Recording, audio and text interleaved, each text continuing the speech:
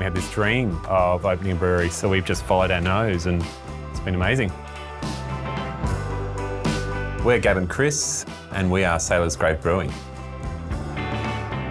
So the kind of beers we love to make at Sailors Grave are really inspired by the place we live, by all the stuff that grows around us. We're right next to the ocean and we live on a farm, so there's land and sea, and we really play it by ear. All the beers come from whatever's growing or happening around us. There's heaps of plants that grow along the coast that we use. We forage for sea figs, seaweeds, berries, all sorts of things.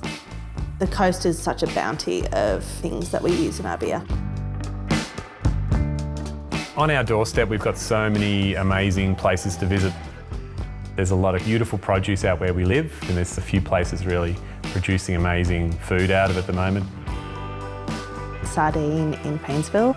They've gone all over the world and worked all over the world, and they're bringing back really high quality food to our area, which is great. The Marlow Hotel. It's got the most beautiful balcony which overlooks the Snow River where it comes out to the ocean. It's a great spot for a beer, and I think they're going to have us on tap soon. Our beers are stocked in most places in Australia. The Gippsland beer scene is growing.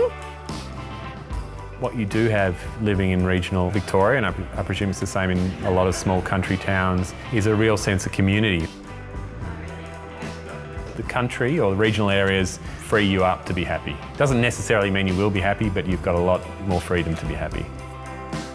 We've loved entering the beer world out in the middle of nowhere, a long way from the scene, surrounded by all this natural inspiration and being able to do anything we want. There is no end to the inspiration about what to do for another beer out there, that's for sure.